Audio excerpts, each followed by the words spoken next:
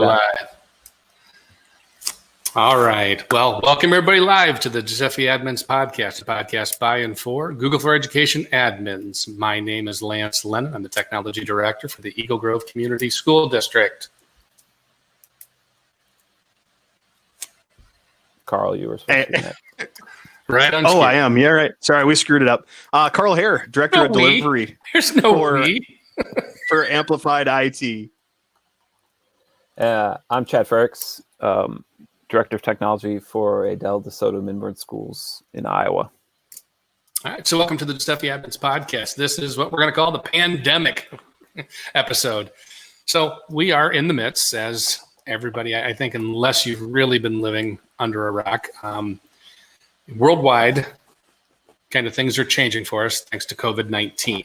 And so we really want to dedicate this episode to how, as admins, supporting our administration, our students, our end users with the change in our lives. To start off with, all three of us are located in Iowa. And so we are a state that basically every school in Iowa is currently closed at a minimum, I think, until April 13th. I do not believe that there will be any opening before that, but you never know.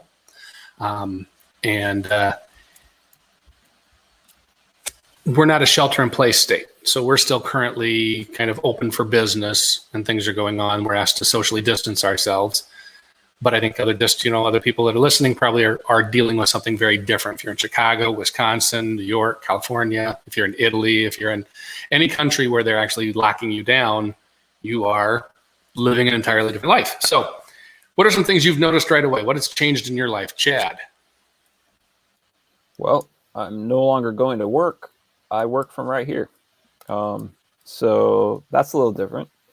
That was for a while I was considered what they were calling essential staff, and I actually still am on that list. But because I could do most of what I was doing remotely, they said if you don't have to be here, don't be here. So here I sit. But it definitely hasn't been less busy. I have had very, very full days of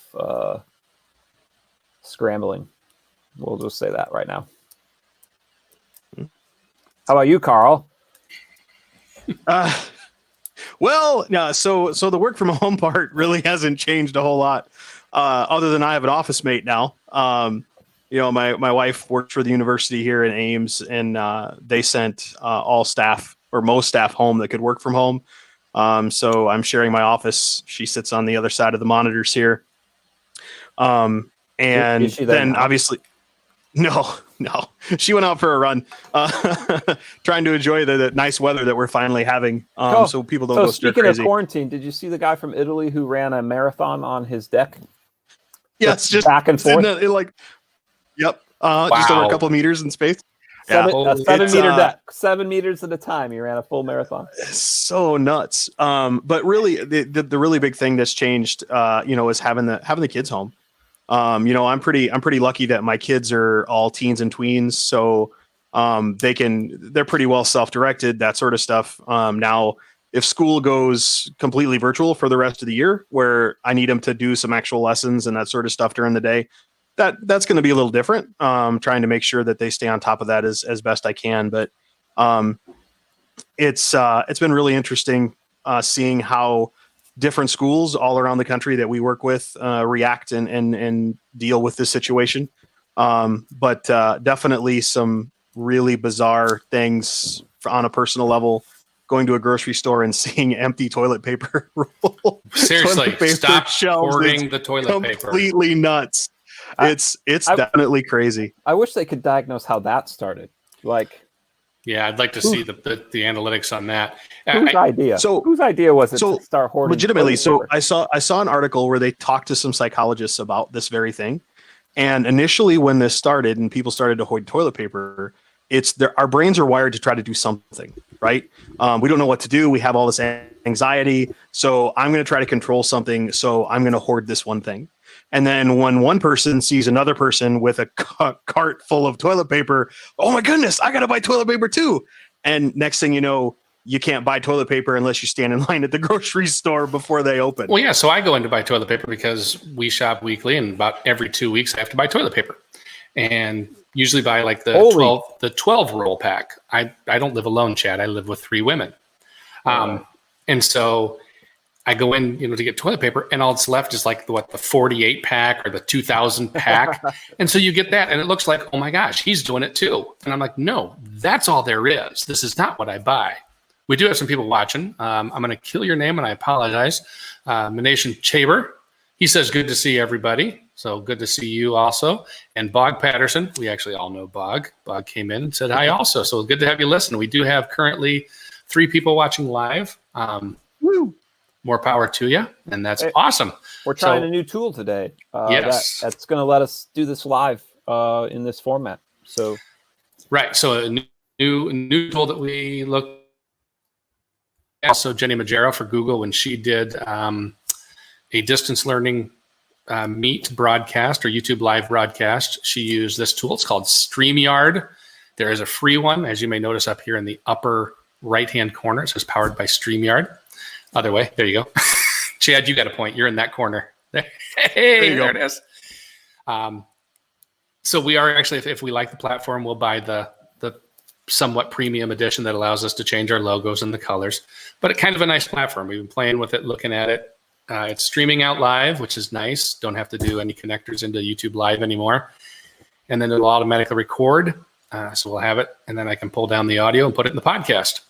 All of that for free right now. Yeah, this is the free version. Yep. They do offer pay-for versions that offer you, custom logos and custom overlays and custom all kinds of stuff. Yeah, and it's got neat tools in it that we're going to demonstrate. You can do screen shares. Sure. Yep. And actually, so back on topic, I suppose. We're looking at using this tool to stream board meetings, since everyone has to, social distance, and even school board meetings are becoming virtual. We had our first virtual board meeting last night. There was the board president and superintendent were pretty much the people at the boardroom. Everyone else was remote.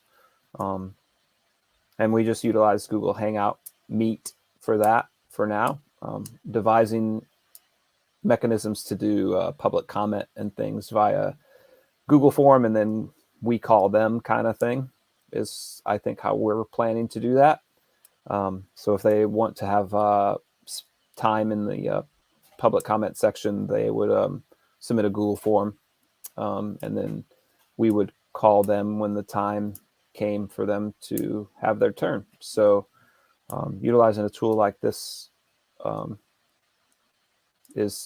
has becoming crucial. So thank you, StreamYard, for providing an awesome tool for free.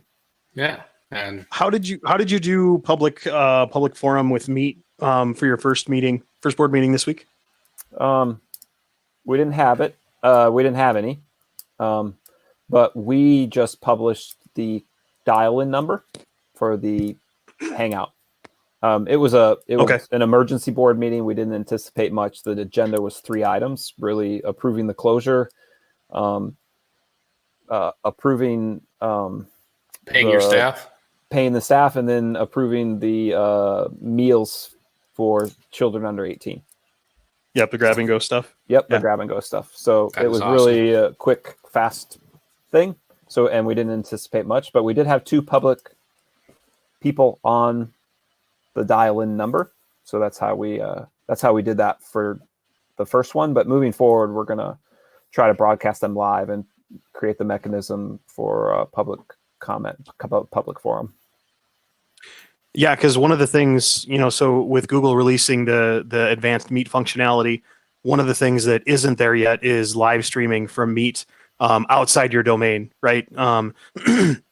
It would be nice to have that feature now rather than down the road, because it's nice to. One of the big things I'm hearing from so many schools, and I agree 100%, is this kind of stay in your lane sort of thing. Go with the tools you know. Now isn't the time to try to spin up something new and crazy and fancy just to solve a problem, but doesn't always have the tool. The tool you always use doesn't always solve all your problems. And this is one of those where Meet falls short with that streaming. You can stream up to 10,000 users, but it's all within your domain. And you can't really hand out G Suite account names to your public, right? No, you can't. And I think you're exactly right. So that's the first topic when we talk about things that are changing in our world is everybody's got an email from every vendor you've ever done business with. Some just to say, here's how we're handling COVID-19. Some to say, hey, here's this tool that we're now offering for free to you to use. And I think you're hearing more and more people saying, be leery, be aware that now is not necessarily the time to be trying new tools, to be going out and trying to reinvent wheels that you already have in place. That's great. We appreciate it. Maybe give it to us free after this is over so we can reevaluate what we've done and find tools that may work better. But in an emergent situation, I don't think now is the time to be trying every new tool that's out there. But again, like you said, not every tool that we currently have is going to do everything we need. Big examples like with Google Meet is, we can do the distance stuff on there now, but the problem was students kicking other students out, or them being able to record sessions that you may not want them recording, or, they're able to mute other people. So Google is listening and making changes to it, which is nice. Yep. And I think that kind of takes us to our first screen share is in Google Hangouts and Hangouts Meet, the settings you may want to have in place. Wrong screen. That's okay. Switched it over. Dun, dun, dun. Little preview into the next one. That's okay. So inside of Google Hangouts Meet, so this is my test domain that we're in. So no real live data. It is just stuff that's going on. If I go into the Meet settings on here, you'll see under your OUs currently. Actually, let me go all the way back to just go back to the service. It's on for some. And again, you can establish, who it's going to be on and off for. Notice right here, my elementary kids, and this is just, again, a practice domain. It's off. They don't have access to Meet at this point in time. Meet is a core service, so all of your kids do get the option to use this under the general user license agreement that you have with Google. But you can turn off the service for any in particular OU. And hey, just curious, Carl, and you can speak to this too still. Prior to this situation, did you have Hangouts and Hangouts Meet on or off for your students? We had it on for the students up until I think the last 2 years I was there. The middle school principal and I had a very long debate about that. For me, I would rather have the kids in tools that we have access and insight into. So we had the chat features turned on. We had some of these other resources turned on for the kids. Now, obviously, Meet videos are not kept in Vault, but records of those events are kept, so you can see what happened when, and that sort of thing. So yeah, we did have it on for the most part for many folks, but then it did get turned off toward the last couple of years I was there. And in our district right now, currently, this is how I have it set up for elementary is off. And then again, it was just discussion with the principal at that level, whether or not they wanted to use this tool or not, and wanted their students to have access to it. So our middle school and high school kids do have it. When we go back into the settings on it, like we said, we established here, whether it's on or off. But then you can go in under the Meet settings. And if I start at my highest OU, notice that by default, it's on, the telephony is on, client logs upload, recording, streaming.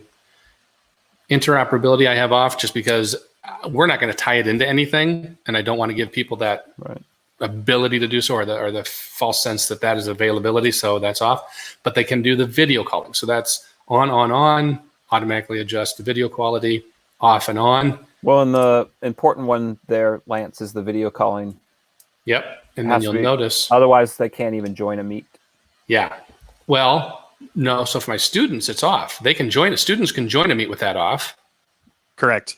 Oh, right. Yep. But they cannot generate. They can't start one. They can't start one. Yeah. Correct. They can't stream. I don't know why you're recording it. This is my test domain. I didn't get that one turned off. I wanted to show how easy it is to turn off. Yeah. Yep. Just check the box. So check the box. Now the students cannot record the Meet. And basically those are the settings that we've found that really kind of bring in more protection, more rules, more guidelines for your kids, more restrictions, and makes it a little more usable. I think one thing to think of, and people are always asking, then what about Google's Meet or Hangout chats and those types of things? And that's a different section of the admin council, but this will be what we deal with here when we talk about the Meet. Lance, go ahead and bring that page back up again for me, please. Go one back out. Yeah. So go to settings for Meet, Hangouts Meet, Google Hangouts. Yeah. And click on chat settings. Yep. And that will take you to the other section, the old correct Hangouts chat. And so these two tools, you remember the chat and Meet were supposed to be kind of merged, right? So this roadmap has been pushed back. It was supposed to be done this past summer, and now it's going to be later on. But these two services are still connected. So what we're finding is you need to have the Hangouts chat service on for all users that you want to be able to start using Hangouts chat. So you want to make sure that you have that turned on, but history is on by default. And in my test domain, it is off. Okay. You want to have it on, but then you also want to make sure you force it to be on the record as well, under the chat settings. Now you're logged back in again. But so you still have to have both of those things in place to make this all work. And right there, that checkbox allow users to change the setting. You want to uncheck that. So history is always on, and they cannot change that. Correct. And you could do that by OU. You can see that on there. You can do it by your staff, your students, or specific ones. But right now, these two services are still very connected, and you need to have this turned on as well as the Meet settings. A couple other things with Meet, they just pushed out an update that really was. So we always talk about how Google listens to EDU customers. One of these big things that just came up was in our testing, we found that I, as a student, could kick my teacher out of a Meet. I could mute my teacher and be a general pain in the butt in my Meets. And so some people complained. Actually, a lot of people complained to Google. And now in the most recent update that's rolling out, that now is not going to be there anymore. So the event owner, the teacher creating this event cannot be kicked out of their own event. Which is a big deal. Now, there are a couple other things that are still rolling out with nicknames that hasn't officially gotten all the way out yet. So Meet URLs don't stay persistent, so that once I, as a teacher, leave my Meet, the kids can't go back into that room and use it later. So even if you have it set up the correct way, like Lance just showed here, if we had a Meet and I knew that URL, I could go back to that anytime I wanted, and because I'm not technically joining or starting a Meet anymore. But that nickname rollout should be happening here over the next couple of weeks, according to Google support documentation. So that should help deal with that one as well. Awesome. Have Lance or Chad, have either of you started to talk about at your districts the possibility of leveraging this for your distance learning? So our district learning discussions are incredibly young in their life. More and more, we're operating with the assumption that we aren't going to be back the remainder of the school year. And what are we going to be able to do? I think this kind of also falls into the now every tool is free to us, is that they're forcing the hand on distance ed, and our teachers aren't ready for it. They can't teach the way you teach in a classroom on distance ed. And so our fear is, it's not going to succeed. And then people are going to be like, oh, look, distance learning doesn't work. It's terrible. We tried it. Well, no, we tried it poorly at this point in time. So our discussions are really in the infancy stage. We're really just starting to look at and find resources that are out there available to help our teachers, help our administration build this in a strategic fashion rather than just spray and pray. Right. Yeah. We're sort of in the same boat. I mean, we weren't prepared for this like the vast majority of people. There are very few districts that have a distance learning plan in place for emergencies. So in Iowa. Right. Because we can't count those days anyway without an act of our legislative branch. So we did get a waiver, so we don't have to make the days up for this initial closure until the first day you could go back is the 13th right now. Anyway, we're also in the infancy. We don't want to start using tools that we're not at least aware of or have been using already. So our focus is on those tools, and a lot of those tools are from Google, but it goes well beyond the tools. Right. And to do this with fidelity takes a massive amount of prep work, from policies and procedures to PD, teaching the teachers how to use these tools effectively.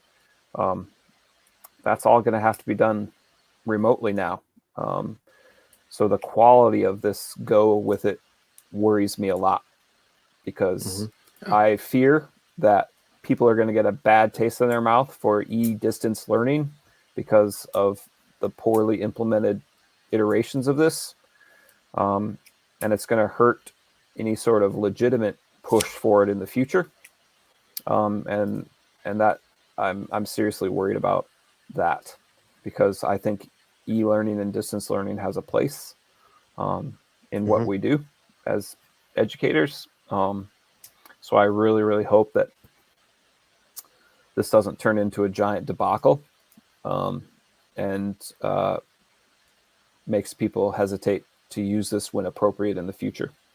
Yeah, and I think you have to look too is the difference between a high school class being an e-learning class versus an elementary. It's a totally you can't do them the same. There's no way. I mean, it's like saying that what I do as a high school teacher, you can put me in an elementary class and I can do it there. That's not true. I mean, that's why we separate out in the education world. You get an elementary degree, you've got a secondary degree, and then of course there's the middle school folk. They're kind of an animal all themselves. Those people that taught or teach middle school, they're wired a little different. I'll tell you what. They're saints, because I couldn't do it. And that's when I talk about them, I'm not talking negatively. I'm saying honestly, seriously, that hormones and everything there, I can't handle middle school kids that much. I love my middle schoolers. Mr. Lennon, have you ever seen a kindergarten room? Yeah, I substitute for a year and kindergarten kids too, and bless their souls. That's a scary place. I need my bubble. Chad, especially with Corona, that's a very boogery place. Kindergartners don't know social distancing. Nope. They like to get Chad, you make a really good point. Right. And pull on your facial hair and oh yeah. Cleaning you make a really good point. Devices is pretty gross. The technology's there, right? Schools have been one-to-one. I've been part of schools that have been one-to-one for a long time. And even at Ames, we had hotspots available for checkout. So the technology is there. You leverage Google Classroom, you have G Suite tools. I mean, you might have some other LMS or some other branded online collaboration tool that we won't talk about here. But those technologies are there. The tools and the resources are there. But you think about all of the times we've talked, all the times that we've tried to push our way into professional development, all the times we've tried to bring this to the front, say, hey, this is the right way to integrate these things in the classroom. Now that hand is being forced, and we're having to make this monumental shift in pedagogical beliefs. There's been a really funny meme zipping around social media about how teachers are going to Apollo 13 this shit. And I think the thing is, I am starting to be to the point where this might be the tipping point to finally change education fundamentally. Now, this isn't a pedagogy podcast, but I know the three of us, Chad, you and I too, we've had a number of deep conversations over adult beverages about competency-based education and performance-based education and standards-based assessment. And if we get to a point where our hand is forced, we can't set a classroom up where the kids come in and take attendance at 8 o'clock in the morning, and then at noon, and then again at 3:30 in the afternoon. where these are the things that you have to do. You need to show me you've learned these things sometime in the next 5 days. That there is such huge opportunity to capitalize on this, to really, really have a positive impact on education.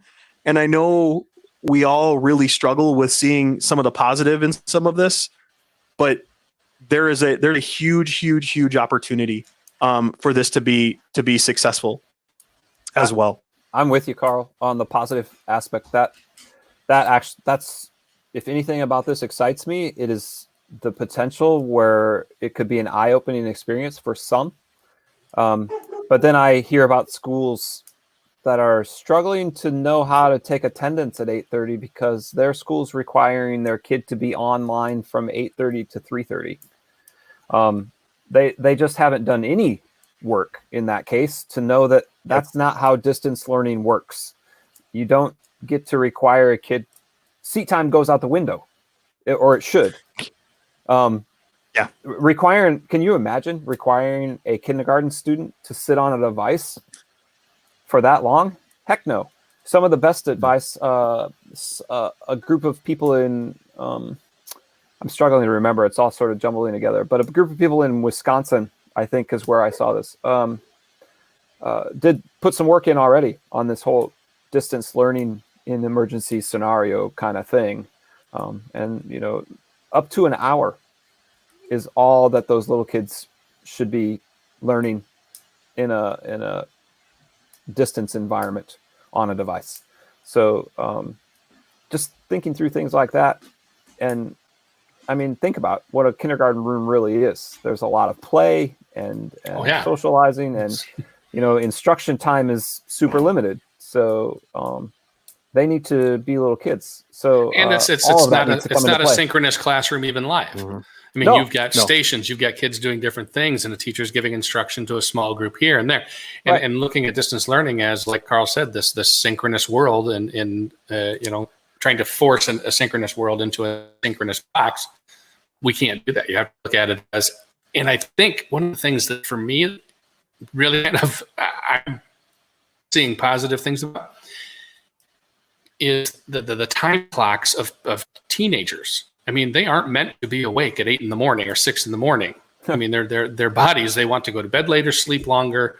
I mean, they need that. So not having to have them there, but still being able to use the best time of day for them for instruction, it could have incredibly good benefits to it. That was redundant. Good benefits. Rather than bad benefits? Yeah. Yeah, I don't want any of them bad benefits. Oh, no. So, my hope is that if anything positive can come out of this, it's, like we said, an eye-opening experience for those that still insist that that seat time is and should be a requirement. I really hope it opens some eyes for those very traditional sort of educators. That's not how it has to work, and people can still learn. I mean, Oh, go ahead. No, I mean, we could have a whole separate podcast about you've heard it'd be a multi-part podcast. We could do a series. You've heard a long format. You've heard me go the thing on and on about all my thoughts. Oh yeah. Absolutely. And the thing too that we're forgetting, the greatest benefit from this, and I did a happy dance when I heard no state assessments. Oh my God.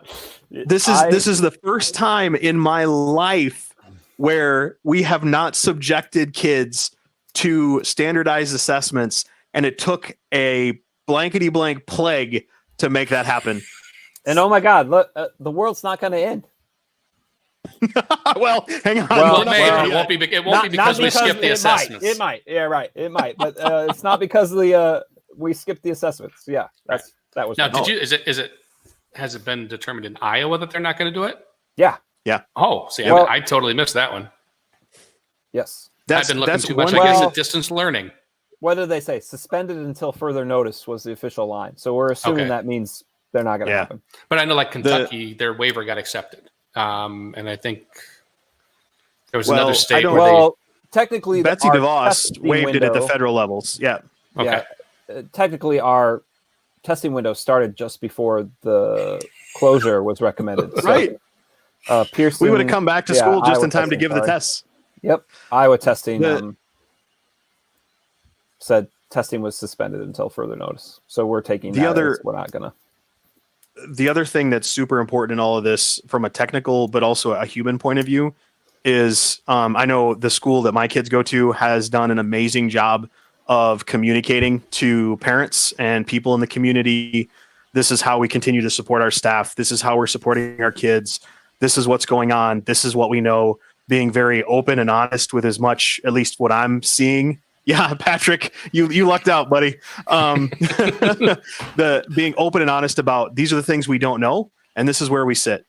And I welcome those updates because right now there is so much anxiety among everybody, among adults, among children, among teachers. I mean, just there's anxiety all over the place, and the more we can do as leaders to try to calm those anxieties and really kind of build up your community, the better. I know that we used to take hits all the time about over sending emails. Like, oh, you send too many messages. I'm tired of my infinite campus messenger message. And now that information is imperative to get. And I'm hoping other school districts are following suit and just over communicating the heck out of some of this stuff. No, and I think I agree. there's other things too. Is we're and for about every school too. You're in a hiring stage right now for next year. I mean, our contracts went out before this all happened, so all of our teachers got their contracts. I think they gave them extensions on returning it or whatever, and how they're going to return them. I got to sign. I didn't even take mine home. I just signed. Yeah, you're stuck. But we are in the hiring process, and so we've had. My principals have called and said, how can I do interviews, long distance? And so we're learning new tools. I think we are getting some very good things to come out of this. I think you're right, Carl. This could very well be the tipping point. This is where we realize this can be done, but I just really want to emphasize, man, we have to get them taught how to do this correctly, because if we're going to do it, let's do it with fidelity. Correct. And the last thing we want to do is recreate the wheel. And there's a lot of people out there like Google who has created the wheel for us, and some awesome resources that I know Chad wants to talk about. So let's start to highlight some of those that Google's put out for us. Yeah, and look at that if you're watching. It pops up. So like I said, we're trying to focus on tools that we're at least cursorily aware of in our district. We went one-to-one. This is our second year in a one-to-one, and we went one-to-one with Chromebooks. So we really had a Google focus, at least in grades 3 through 12. So you may have heard me talk on the podcast before about how I utilized GAM and some scripts to provision a Google Classroom for every single teacher for every single section. So they already have Google Classroom set up and rostered appropriately. But what Google has done is they've put together some toolkits for us. And the first one I want to talk about is just the teachfromhome.google site. And Lance is going to put all these links in the show notes. So if you guys are listening, wherever you may be listening, look in the show notes for these links. There's a nice message from Dean Stokes from Google for Education. I only listened to part of it because I have ADD. But it has some very nice tutorials for each of these tools, and it lays it out in a very user-friendly format for people that might not be as familiar with these tools to use. One of my favorite sections is here, as we all struggle with what do we do with the IEP kids. There are accessibility features built into all Google tools. And in the Chromebooks as well. And all Google tools, including Chromebooks and Chrome OS. So one of my favorite tools, don't forget about Jamboard. You don't need a Jamboard to use Jamboard. So if you're used to presenting on a whiteboard, fire up Jamboard and use that similarly at a distance. 6 feet apart, right? And then it's always important to stay in touch. So stay in touch with others, colleagues, administrators, parents, students, all of that. Part of my scramble late last weekend, I actually sent it out early Monday morning, was guidelines for taking part in virtual meetings. Carl, I'd asked you if Amplified had any similar document. And I think a lot of us have heard of the funny story from Australia of the lady who took her laptop straight into the toilet and proceeded to pull her pants down. Well, it was her phone. No, it wasn't. It was a laptop. It's still ridiculous. It was on her phone. Either way, yeah. No, I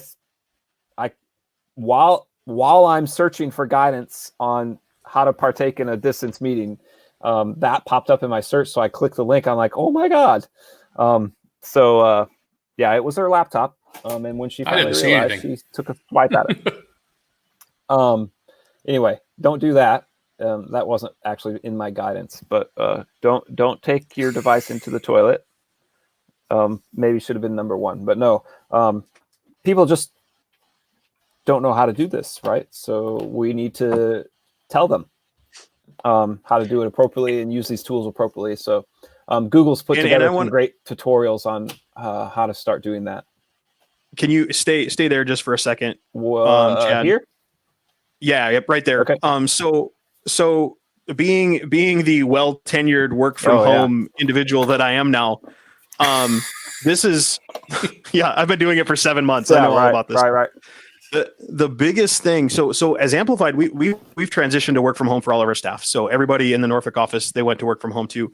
And seeing these folks and seeing my wife transition to work from home, asking things like, hey, do you guys have a chat room where you can just talk back and forth to check in on each other? Oh, no, we don't have that. Hey, do you guys have this other time set aside to have these check-ins? One of the things that we need to continue to remember is that just because we're remote, we need to connect with people. And so that virtual coffee breaks, you know what? Create a room. There was I saw a post on, I think it was Facebook. A teacher made 2 classrooms for her kids. One has all the academic stuff, and one was called I Miss Your Face. And the kids would go in there and interact and post things about each other. And this is what's going on. One of the things that, I said Meet was turned off. I was really bummed because my daughter wanted to have chats with her friends, because there's these groups where like, yeah, the kids could have book chats. They could get together. They could have like their own little Chopped show and that sort of stuff. And so now having that so they can interact and owning the social and emotional learning part of this has to be more overt than we ever did in the classroom, because people can feel amazingly isolated when they're at home on a device.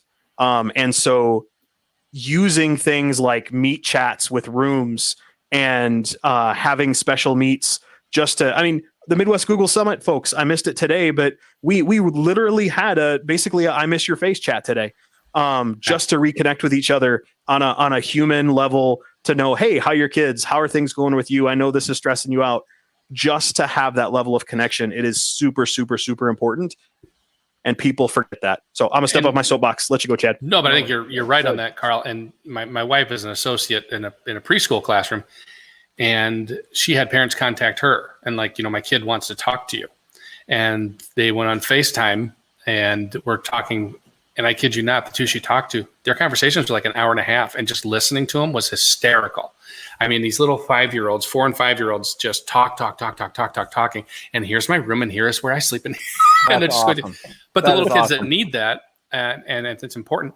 And like I said, Carl, we've actually established not just one check-in with the Midwest Google Summit presenters. Is, Jen asked, can we do this every week? And it's important for her to check in. So actually, we're going to have the Touch Base Tuesday, and it's not like we don't talk to each other all the time every day on Doctor, but we don't usually do a video. Don't do a video, and video, I think, is crucial to actually be able to see those people, and know that there's humans out there, and you're not actually just talking to some AI bot.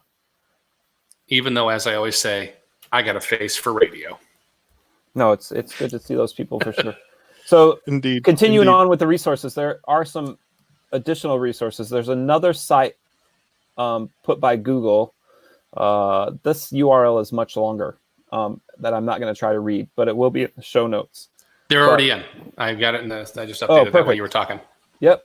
The thing I like about this one is the buttons across the top here, and my. Let's start with distance learning. So it's just like the one pagers that they've done a very good job at pulling all these resources together for us to try to help teachers do this well. So I'm not one to recreate the wheel. We've said that over and over. And Google, if you're a Google district, you're probably somewhat, oops, sorry, my phone's listening to me. Don't worry about it.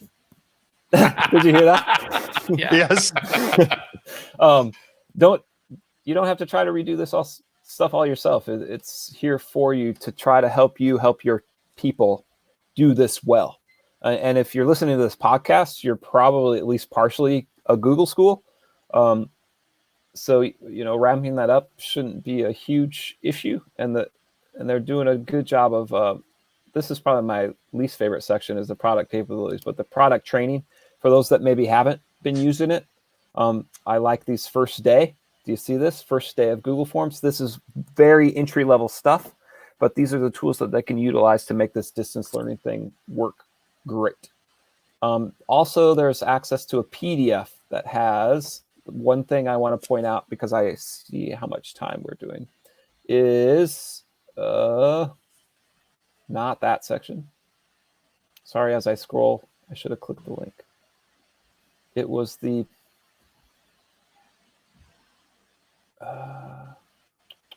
I apologize. Now I lost it. There is a section in here about online. Here, oh geez, here. It's the first section. No wonder. Yep, right there. Exploring Sorry. distance learning pedagogies. This. Sorry. It was the first part. Yes, explore distance learning pedagogies. Because as we spoke already, distance learning is not classroom learning. You can't expect kids to sit there from 8:30 to 3:30. That is a ridiculous expectation. And any school's doing that, I totally disagree with you. This should be an asynchronous thing. You do not know what's going on in that household. They might, if you're not one-to-one, they might have to be sharing a device. There might be a house of 5 kids with one computer. There's no way that all 5 of those kids can be on from 8:30 to 3:30. It's a ridiculous expectation. But that doesn't mean they can't log in when they can and get to work and do it offline or otherwise. And that's something else I think we need to remember. Evidence of learning doesn't have to be digital in an e-learning environment. No. They can make physical artifacts of learning and then just provide evidence that they did it. Take a picture, take a video, do whatever. Obviously, it has to be submitted electronically, but that doesn't mean the product itself has to be electronic. Just the submission of that product has to be electronic. So I think we can't lose that either. Art projects don't have to be electronic. The picture of the art project they created might have to be just so you can get it to the teacher, but the product itself does not have to be. So don't forget that. So some important stuff. Now, if one of the things that I've been using quite extensively as I've started trying to support all these teachers getting ready is this tool right here.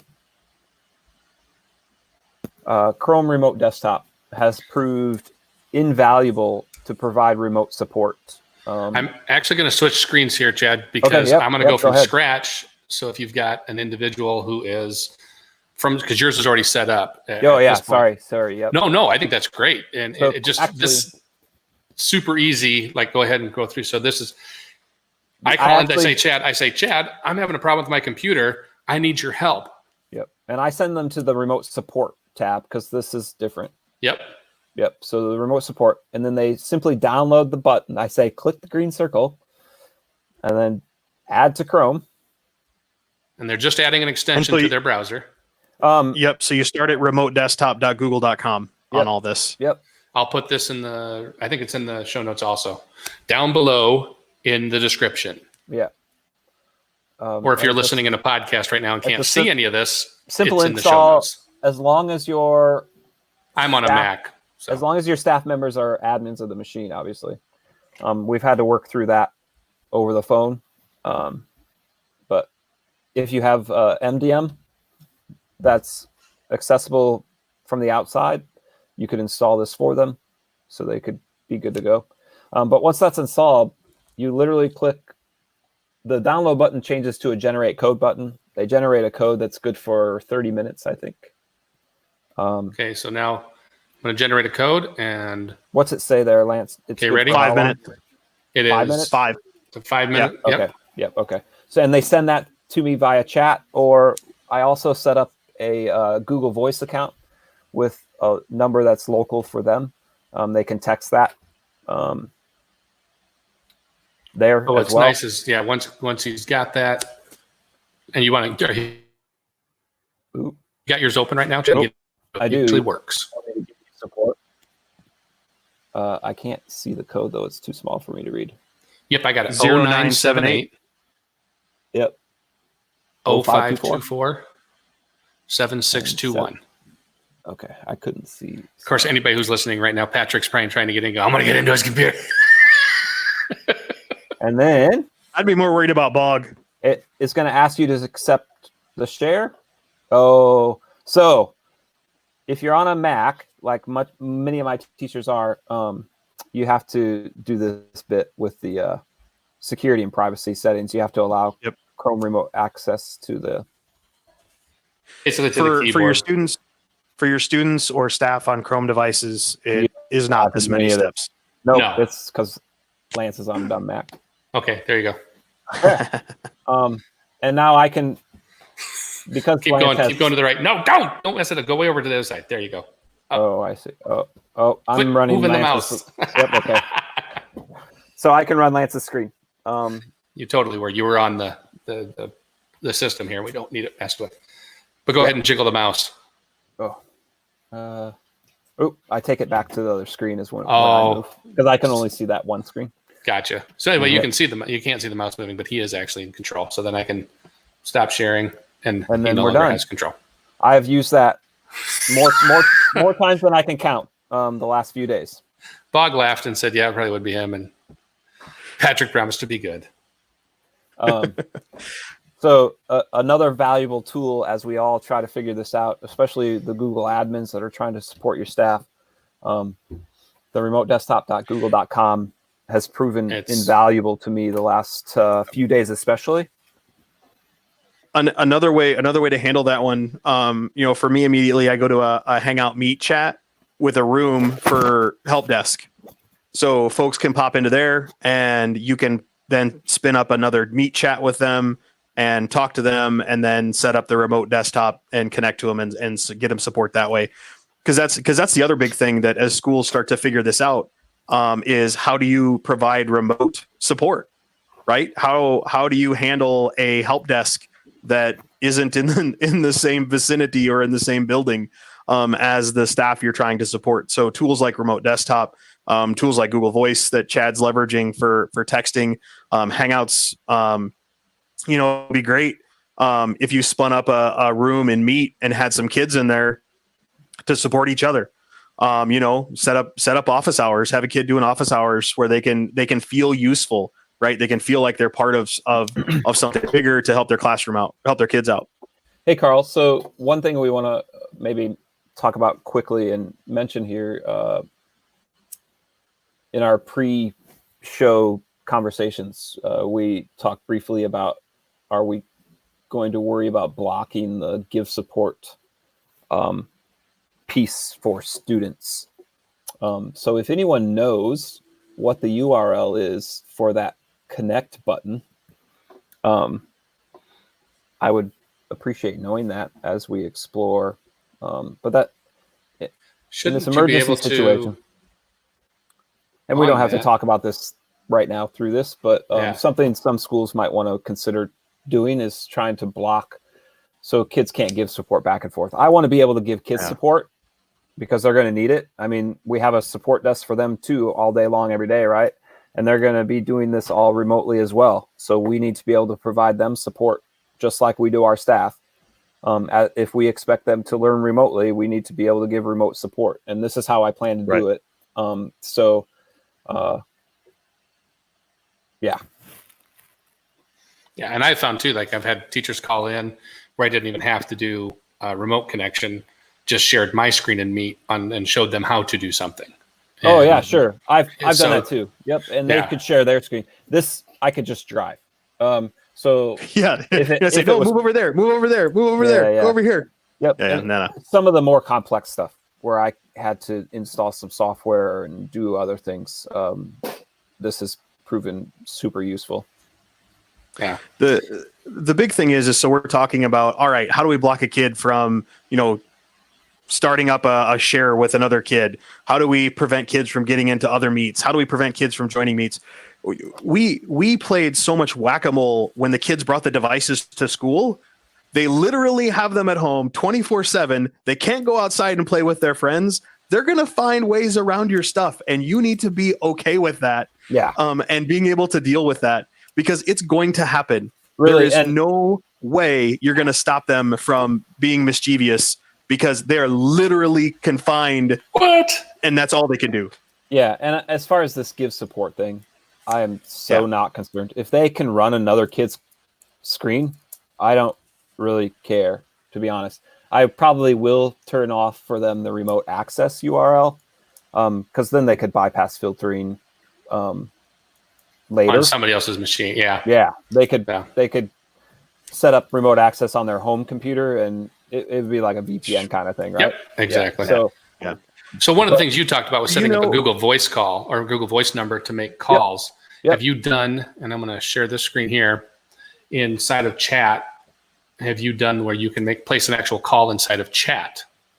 So without having to set up a Google Voice number, if you just go down on your mail, go to the normal chat side, that's my cell phone number. If I actually tell it to call that number, it's going to go ahead and call. Rates may apply or whatever. And I haven't done this. I'll set it up. I did it on my school one. What's really nice is it'll actually do a voice call. You can send a text, but you can then, when you call, if you call the number back, it'll ring my Google Chat. So I'm very humored at the fact that you literally just broadcast live your cell phone number on YouTube. Yeah, you might want to blur that out and post. Nah, too late now. And it is what it is. Look at Here it is, spammers. Hey, Chad, have you looked? Is there anything in the admin logs for remote support? I've never looked at that. Actually, I do. Oh, there is for Meet. I've never looked into support. Yeah, I know there's a bunch for Meet. There's the Meet quality tool now too. That's really easy to get into, but I didn't know if there was for. I don't think for remote. So, because you don't have to log in. I don't have to be in my Google account to do this. No, right, I suppose you don't. It's a URL. So it's the only place you can get that is no login. Yeah. But I have to grant you permission to connect to my device. It's not like Correct, I can just start taking over your computer, Chad. That's the big thing. When you do remote that we want to be access, clear on. When you do remote access, you do have to provide an account. But remote support, you do not. It doesn't look like. Okay. But I am now. That's a good question. I'll figure that out. We'll put that down below in the description when we figure it out. I don't want to dig right now. We have about 5 minutes or so left. So Yeah. All right. So we do again still have three live people. We got Patrick, Bog, and Manetcham. And if I killed your name, I am so sorry. The one thing I want to throw out here at the end is there's tons and tons and tons of sites out there with free resources for teachers and for parents at home and that sort of stuff. Just be very careful about signing up for those services, joining or adopting those. Not just we keep hearing this stay in your lane, go with what you know, but you also have these free services where you got to read that terms of service and make sure they're still COPA compliant. We don't want like, yeah, so-and-so offered this tool for free. Let's all use it. And they're recording and mining all of your student data and that sort of stuff. And you got to try to do your best to stay on top of that, especially if they're resources that you're sharing out as a school. Absolutely. You need to read those EULAs super careful, because I know, I'm not going to say the name, but I know for sure one states right in the EULA that things will be saved, which means your student data is now with them. So be super careful with those things you're sharing out as a district, and read the EULAs before you share it would be my big recommendation. Sorry, Chad, I didn't have you on screen that whole time. So we heard you, but we were looking at Carl, and that's all right. He was You're shaking watching his head. me. I was agreeing. It In agreement. was good. All right. Anything else for the good of the cause? No, yes, actually. When I said no, I meant yes. One more thing. I just really, it's not really a thing. It's just, I really hope that we as ed tech leaders and those that listen to this can help sort of guide this in any way we can to make it a positive experience, or as positive as we can as people go to E and distance learning, so that people can have their eyes open to some of the changes that I think need to happen in education. This is a huge opportunity that I really, really don't want messed up. So I beg and plead and grovel to all of those that might be listening to us three yahoos to take this super seriously, because as Carl said, this could be a huge tipping point. And I don't want to miss the push. Actually, I think it's 2 yahoos and 1 ne'er-do-well, to be fair. And believe it or not, I think Bog actually made it through the whole show. You're very welcome, Bog. Thank you for listening in live. You hung in there, and I'd like to say there's a prize for you, but the prize is that we will eventually quit talking. We do appreciate your being here, and appreciate everybody. If I can leave everybody with one thing, stay safe, do your part, stay inside if you can, and wash your hands. And don't lick doorknobs. Aw. That's terrible. How else do you clean them? I think that's a very good one to end on. All right, good night, everybody. Talk to you next time.